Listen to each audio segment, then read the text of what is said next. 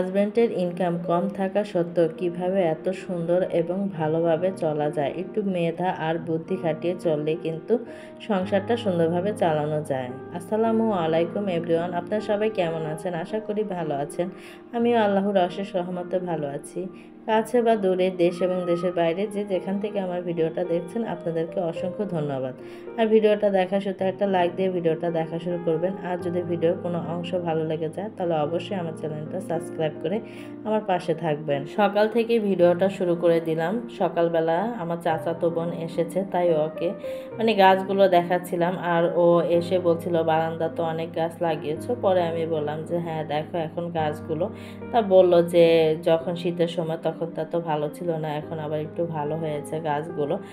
এগুলো নিয়ে কথা বলছিলাম। আর অ্যালোভেরা গাছটা তো কি বলবো, এটা ছোট ছোটই হয়ে আছে, বড় হওয়ার কোনো নামগন্ধ নেই। তা সেটা নিয়ে কতক্ষণ কথা বললাম। আবার সব গাছ একটু নেড়ে চেড়ে দেখাচ্ছিল ও আমাকে যে কোন গাছটা ভালো হয়েছে। পরে বলল যে হ্যাঁ আগে থেকে এখন অনেক গাছগুলো ভালো হয়েছে। আর এখানে কচু গাছ, পুঁইশাক গাছ লাগিয়েছি, সেটাও দেখাচ্ছিলাম। আর যেই টপিক নিয়ে কথা বলছিলাম সেটাই বলি।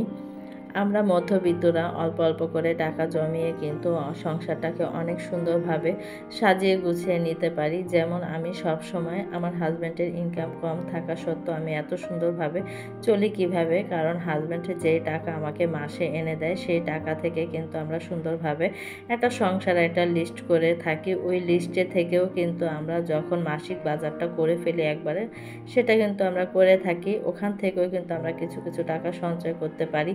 যার যেমন আয় সে তেমনভাবে আয় করবে, আর যার যেমন ব্যয় সে তেমনভাবে ব্যয় করবে। এর তো আর বেশিও না কম না। অনেক সময় দেখা যায় যে আয়ের থেকে ব্যয় হয়ে যায় বেশি, আবার ব্যয়ের থেকে আয় হয়েও বেশি, অনেক সময় এরকম হয়ে থাকে। তাই সব সময় যখন যদি আমরা লিস্ট আকারে যদি চলাফেরা করি তাহলে কিন্তু মনে করেন এই সমস্যার সম্মুখীন হতে হয় না। তাই আলহামদুলিল্লাহ সব সময় মনে করেন যে যদি একটা লিস্ট আকারে চলেন, যেমন আমি লিস্ট আকারে চলে থাকি, সব সময় আমি সুন্দরভাবে সংসারটাকে চালাতে পারি। কারণ অল্প আয়ও সুন্দরভাবে চালানো যায় একটা লিস্টের মাধ্যমে। আর আপনি যখন বাজার করবেন তখন আপনি যেমন ইনকাম তেমনভাবে কিন্তু আপনার সঞ্চয় করতে হবে। আয় বুঝে আপনার ব্যয় করতে হবে, ব্যয় বুঝে আয় করতে হবে। যেমন আপনি সব সময় মনে করেন যে বাজার করলেন, বাজার থেকে যদি 10 টাকা 20 টাকা করে আপনি যদি রেখে দেন তাহলে কিন্তু মাসে দেখতে পারেন যে কিছু টাকা আপনার সঞ্চয় হয়। আর এই 10 টাকা 20 টাকা করে যদি রাখেন প্রত্যেক দিন তাহলে কিন্তু দেখতে পারবেন বছরে একটা মোটা অঙ্কের একটা টাকা হয়ে যায়। আর যদি আপনি বেশি পারেন 100 টাকা বা 200 টাকা, 500 টাকা, 1000 টাকা, তাহলে কিন্তু আপনার অনেক টাকা সাশ্রয় হয়, জমে থাকে আপনার। আর বছরে তো দেখা যায় যে আরও মোটা অঙ্কের একটা টাকা হয়ে যায়। যার যেমন আয় বুঝে ব্যয় করতে হবে। কেউ হাজব্যান্ড একটু বেশি ইনকাম করে তার ব্যয়টা কম, সে রাখতে পারবে। আর যার মনে করেন যে ব্যয় বেশি সে তো আর অত টাকা রাখতে পারবে না। আপনারা সবসময় দেখবেন বাজারের খরচ থেকে যদি প্রতিদিন 10 টাকা 20 টাকা বা 5 টাকা করেও যদি আপনারা ব্যাংকে একটা রেখে দেন তাহলেও দেখবেন যে আপনার এক সময় অনেক টাকাই হয়ে যায়। যেমন আমাকে যখন বাজারের খরচটা দেয় তখন আমি কি করি, বাজার লিস্ট আকারে তো আমার হয়ে থাকে সব কিছুই। তখন আমি কি করি 10 টাকা 20 টাকা 500 টাকা 1000 টাকা যখন যেরকম আমি পারি তেমনই কিন্তু আমি ফালিয়ে রাখি। তো অতএব আমি এত তাড়াতাড়ি ভাঙি না। যদি কোনো দরকার না পড়ে তাহলে কিন্তু আমার ভাঙা হয় না। আর যদি দরকার পড়ে তাহলে কিন্তু আমি ব্যাংকটা ভেঙে তারপর আমার যেটা লাগবে সেটা আমি নিয়ে নেই। আর অতএব আমার লাগে না তেমন একটা। আর বছর শেষে আমি ভাঙার চেষ্টা করি, ওখানে দেখা যায় আমার 5,000 10,000 বা আরও বেশিও টাকা হয়ে থাকে। তা তখন কিন্তু মনে করেন যে অনেক টাকা হয়ে যায় যখন 10 টাকা 20 টাকা করে ফালাই। আর যখন মনে করেন 1,000 2,000 যখন যেমন আমি সেভ করতে পারি রাখতে পারি তখন আমার টাকাটা কিন্তু বেশি হয়ে থাকে।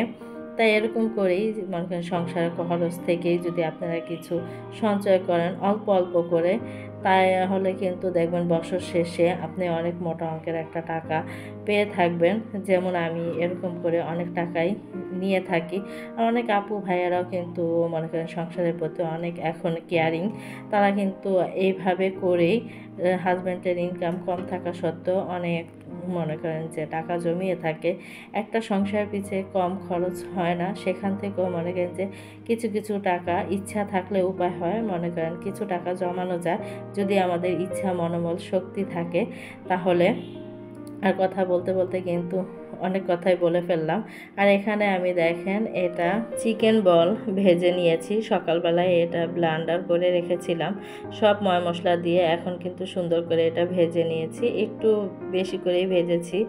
আর এটা খেতে কিন্তু অনেক মজা হয়েছে মাশাআল্লাহ। সব রকমের মশলা কিন্তু একসাথে দিয়ে ব্লেন্ডার করে তারপর এটা বানিয়েছি, তাই অনেক গরম, তা আমি ধরতে পারছি না, তাও খেয়ে কিন্তু আপনাদের সাথে শেয়ার করছি। বিশেষ করে সস দিয়ে খেতে কিন্তু এটা ভীষণ ভালো লাগে, এমনি খেলেও ভালো লাগে, কিন্তু আমার কাছে সসটা দিয়ে খেতে ভীষণ ভালো লাগে। আর ছেলে তো এখানে পাগল হয়ে গেছে, অতএব আমি এখানে কিছু মনে করেন যে ভাজা হয়ে গেছে সেগুলো উঠিয়ে রেখেছি, মানে রেখে খাওয়া স্টার্ট করে দিয়েছি। আর গরম গরম খাওয়ার মজাই কিন্তু আলাদা।